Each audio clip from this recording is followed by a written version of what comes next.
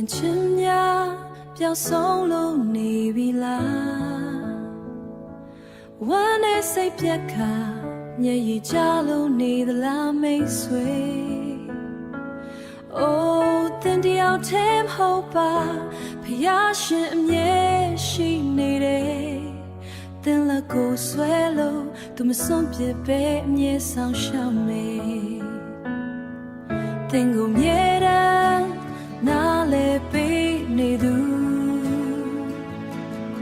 နိုင်မည်အိပ်ပျော်ခြင်းမရှိအမြဲကယူဆိုင်နေသူထာဝရချစ်ခြင်းနဲ့တင်နာမှာအစဉ်ရှိနေပြီအခြေအနေတိုင်းမှာအတူတူရှိနေမဲ့အရှင်